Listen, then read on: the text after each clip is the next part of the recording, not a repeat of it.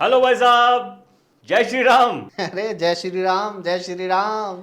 पता है भाई साहब, वीर सावरकर पर हमारी मूवी आ रही है। हाँ, पता है। मूवी में बताया गया है कि अगर गांधी अपनी जिद पर नहीं अड़ते तो देश को 35 साल पहले आज़ादी मिल जाती। कौन सी आज़ादी? 2014 वाली या 1947 वाली की बात कर रहे हो? मजाक नहीं भाई साहब, मैं फैक्ट्स की बात कर रहा हूं।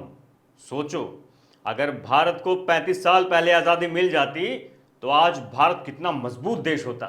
सोचो, ना भारत का बंटवारा होता, ना पाकिस्तान अलग देश बनता, ना बांग्लादेश अलग देश होता। सोचो ना, पाकिस्तान के साथ इतने युद्ध भी नहीं होते, ना कश्मीर का कोई झगड़ा होता, ना ही देश में आतंकवाद होता। सोचो, आज हमारा देश हर मामले में 35 साल आगे होता। अबे दिमागी बुखार, जब इतना सोचो सोचो कर रहा है तो ये भी सोच ले कि सोचो अंग्रेज भारत में आते ही नहीं। ये तो पता ही था कि तुम लोगों की जो हिस्ट्री है, उसकी समझ है, वो चौथी पास राजा जैसी है। लेकिन कम से कम स्कूल में जोड़ घटा तो ठीक से सीख लेते। क्या मतलब? मतलब समझ। तुम लोगों का ये कहना है कि अगर गांधी नहीं होते तो देश 1947 की बजाय 35 साल पहले यानी 1912 में ही आजाद हो जाता है ना? हाँ बिल्कुल। अबे गांधी साउथ अफ्रीका से भारत में वापिस आए ही 9 जनवरी 1915 को थे।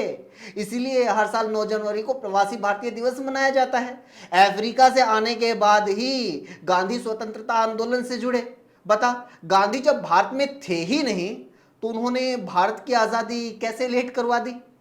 गांधी के भारत लौटने के बाद ही देश में स्वतंत्रता आंदोलन ने जोर पकड़ा। जो कांग्रेस पहले इलीट इंटेलेक्चुअल्स का संगठन था, वो एक आम आदमी का संगठन बना। उसके साथ आम आदमी जुड़ने शुरू हुए। फिर भगत सिंह जैसे युवा क्रांतिकारी आगे आए। कांग्रेस में नेहरू और नेताजी सुभाष चंद्र बोस जैसे जुझारू नेता आगे आए। सभी ने अपने अपने तरीके से देश की आजादी के लिए संघर्ष शुरू किया। पहले जो लड़ाई अंग्रेजों के अधीन रहकर ज्यादा अधिकार हासिल करने की थी, वो लड़ाई पूर्ण स्वराज की मांग तक पहुंची। 31 दिसंबर 1929 को कांग्रेस के लाहौर अधिवेशन में पहली बार जवाहरलाल नेहरू की अध्यक्षता में भारत के लिए पूर्ण स्वराज की बड़े स्तर के ऊपर मांग उठी। तो फिर भी इतना टाइम क्यों लग गया?